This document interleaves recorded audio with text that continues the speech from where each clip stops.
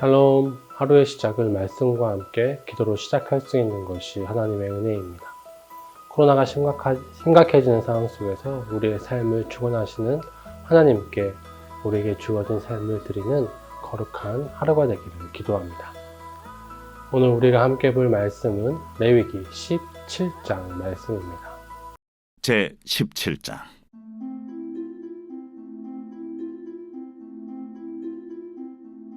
여호와께서 모세에게 말씀하여 이르시되 아론과 그의 아들들과 이스라엘의 모든 자손에게 말하여 그들에게 이르기를 여호와의 명령이 이러하시다 하라.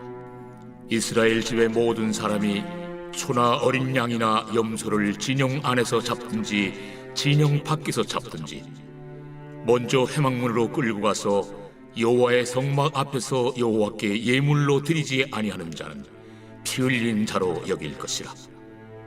그가 피를 흘렸은즉 자기 백성 중에서 끊어지리라. 그런즉 이스라엘 자손이 들에서 잡던 그들의 제물을 회막문 여호와께로 끌고 가서 제사장에게 주어 화목제로 여호와께 드려야 할 것이요, 제사장은 그 피를 회막문 여호와의 제단에 뿌리고 그 기름을 불살라 여호와께 향기로운 냄새가 되게 할 것이라. 그들은 전에 음란하게 섬기던 순놈소에게 다시 제사하지 말 것이니라. 이는 그들이 대대로 지킬 영원한 규례니라. 너는 또 그들에게 이르라. 이스라엘 집 사람이나 혹은 그들 중에 거류하는 거류민이 번제나 제물을 드리되 회막문으로 가져다가 여호와께 드리지 아니하면 그는 백성 중에서 끊어지리라. 이스라엘 집 사람이나 그들 중에 거류하는 거류민 중에 무슨 피든지 먹는 자가 있으면 내가 그 피를 먹는 그 사람에게는 내 얼굴을 대하여 그를 백성 중에서 끊으리니 육체의 생명은 피에 있으리라. 내가 이 피를 너에게 주어 제단에 뿌려 너희의 생명을 위하여 속죄하게 하였나니 생명이 피에 있으므로 피가 죄를 속하느니라. 그러므로 내가 이스라엘 자손에게 말하기를 너희 중에 아무도 피를 먹지 말며 너희 중에 거류하는 거류민이라도 피를 먹지 말라 하였나니, 모든 이스라엘 자손이나 그들 중에 거류하는 거류민이 먹을 만한 짐승이나 새를 사냥하여 잡거든 그것의 피를 흘리고 흙으로 덮을지니라. 모든 생물은 그 피가 생명과 일체라. 그러므로 내가 이스라엘 자손에게 이르기를 너희는 어떤 육체의 피든지 먹지 말라 하였나니, 모든 육체의 생명은 그것의 피인즉 그 피를 먹는 모든 자는 끊어지리라. 또 스스로 죽은 것이나 들짐승에게 찢겨 죽은 것을 먹은 모든 자는 본토인이거나 거류민이거나 그의 옷을 빨고 물로 몸을 씻을 것이며 저녁까지 부정하고 그 후에는 정하려니와 그가 빨지 아니하거나 그의 몸을 물로 씻지 아니하면 그가 죄를 담당하리라. 레위기 15장까지는 제사법과 정결법에 대해서 말씀하고 있습니다. 하나님의 백성으로 하나님 앞에 서기 위해 죄를 해결하는 방법과 어떻게 정결을 유지해야 하는지에 대해서 말씀합니다. 그리고 16장은 속죄의 일에 대해서 말씀합니다. 제사는 속죄를 위한 것입니다. 그리고 속죄일은 그 속죄의 정점입니다. 속죄를 통해 하나님의 백성은 정결하게 되며 이를 통해 하나님께서는 이스라엘 가운데 계속 거하실 수 있는 것입니다. 그리고 오늘 우리가 읽은 17장부터는 언약 백성의 실제적인 삶 속에 거룩에 대해서 가르칩니다. 이제 정결하게 된 이스라엘 백성은 하나님의 백성이 합당하게 살아야 합니다. 제사는 죄악된 이스라엘이 하나님 앞에 설 수 있고 하나님의 백성으로 살아갈 수 있게 하는 것이라면, 17장부터 말씀하시는 것은 하나님의 백성이라면 어떻게 살아야 하는지에 대해서 말씀하고 있는 것입니다. 하나님의 백성은 거룩해야 합니다. 하나님께서 거룩하시기 때문에 그 백성도 거룩해야 하는 것이죠. 그의 백성의 거룩함은 하나님의 백성으로서 구별된 삶으로 드러납니다. 이스라엘은 하나님께서 구별하여 선택하신 백성으로 구별된 삶을 살아야 하는 것이죠. 그리고 17장 이후의 말씀은 하나님의 백성이 다른 사람들과 어떻게 구별된 삶을 살아야 하는지에 대해서 말씀해주고 있는 내용입니다. 오늘 우리가 읽은 17장의 내용은 제사의 장소와 제사의 대상, 그리고 제사의 핵심인 피에 대해서 말씀하고 있습니다. 먼저 3절부터 6절의 말씀은 소나 어린 양이나 염소를 잡을 때 여호와의 성막 앞에서 잡아야 한다라고 말씀합니다. 이 말씀은 언뜻 먹기 위해 동물을 잡을 때에도 성막으로 가져가야 한다라고 생각할 수 있지만, 이 말씀이 전제하고 있는 것은 제사의 제물을 잡을 때를 말하고 있는 것입니다.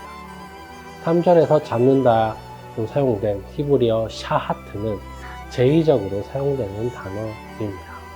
즉, 이 본문은 모든 짐승을 도살할 때 성막으로 끌고 와서 잡아야 한다는 말을 하는 것이 아니라, 제사용 짐승을 잡을 때, 다시 말하면 제사를 할 때는 꼭 성막으로 끌고 와서 드려야 한다는 것을 말하고 있는 것입니다.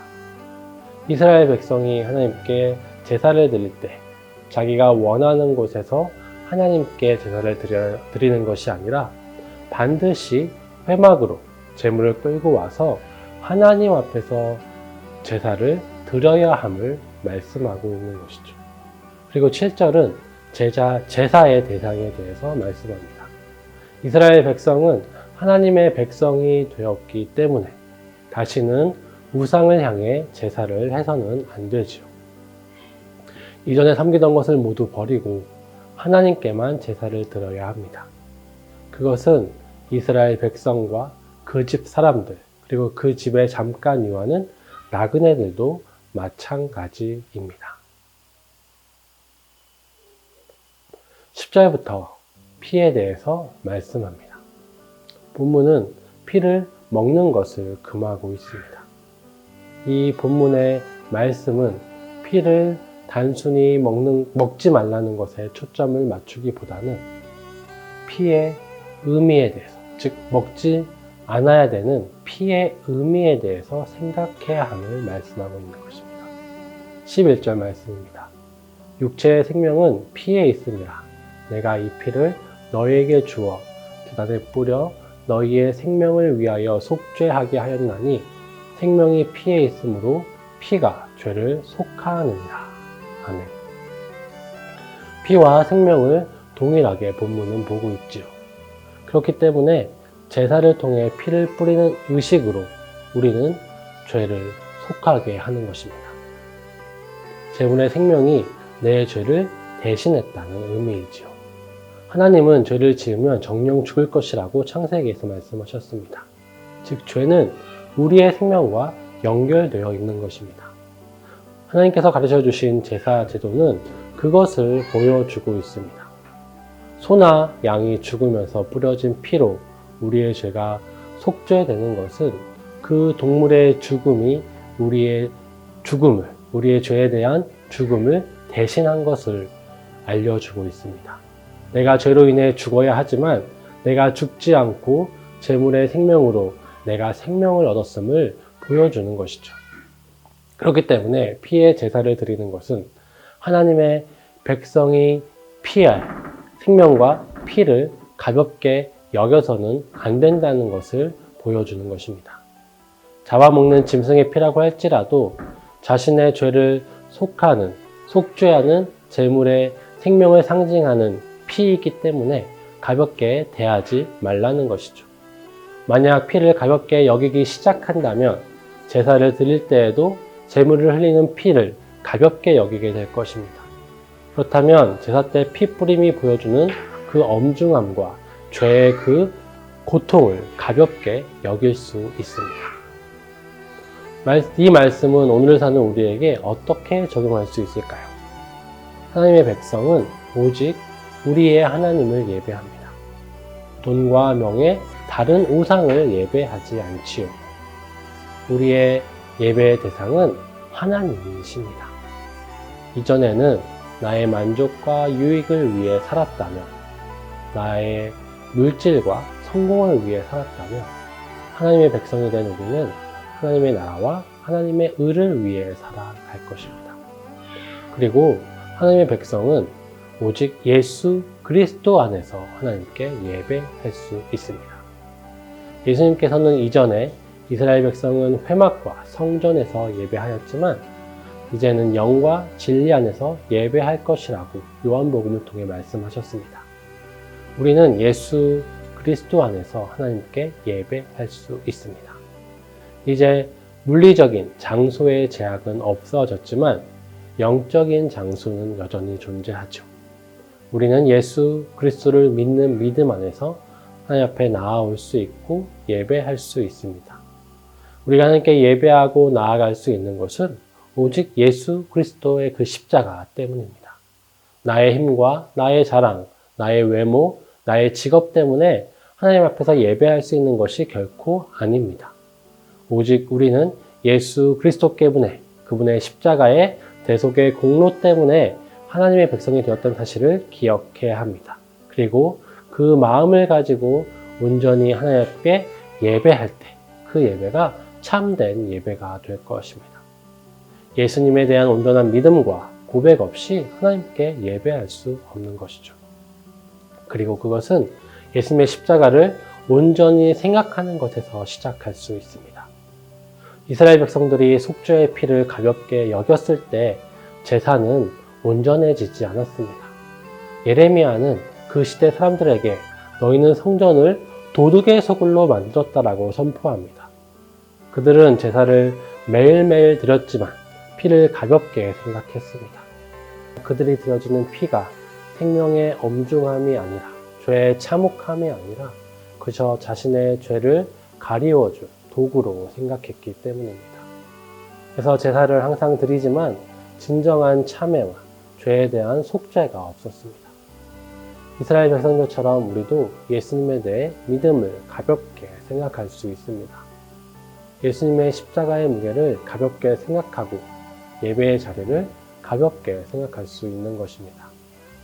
예수님의 십자가로 인해 그분의 생명으로 우리가 하나님께 예배합니다. 우리의 예배는 그런 귀중하고 값진 것으로 주어진 것입니다. 우리에게 주어진 삶 또한 그런 귀한 은혜로 주어졌습니다. 그러나 우리가 하나님의 백성이 된 것, 우리가 하나님께 예배를 드리는 것을 너무나 쉽게 생각한다면 그 예배는 가벼워질 것입니다. 또 하나님의 백성으로 우리의 삶은 변질되게 될 것입니다. 오늘 우리가 드리는 예배와 우리가 살아가는 삶의 자리가 얼마나 귀한지 생각해 봤으면 좋겠습니다. 예수 그리스도의 피값으로 우리가 하나님 앞에 나아갔고 하나님의 백성이 되었음을 기억했으면 좋겠습니다. 그래서 우리가 하나님께 드리는 예배, 예수 그리스도 안에서 드리는 예배가 정말 참된 예배, 기쁨이 넘치는 예배가 되기를 원하고 또 우리에게 주어진 삶은 또 하나님의 백성답게 거룩하고 진실하기를 소망합니다. 기도하겠습니다. 사랑과 은혜가 풍성하신 하나님 아버지 감사합니다. 이 시간 하나님의 은혜로 정말 하나님께 예배할 수 있고 기도할 수 있음을 감사드립니다.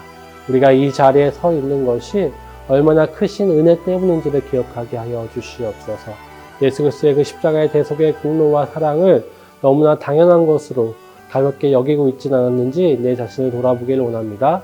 우리의 연약함을 용서하여 주시고 이 시간 우리 가운데 새로운 영을 허락하여 주셔서 정말 예수 그리스도의 그 십자가의 공로의 그 참된 가치를 깨닫게 하여 주시고 그 의미에 합당하게 하나님께 예수 그리스도 안에서 예배하게 하여 주시고 예수 그리스도의 그 은혜 가운데 오늘 하루 살아갈 수 있도록 도와주시옵소서. 예수님 이름으로 간절히 기도합니다. 아멘.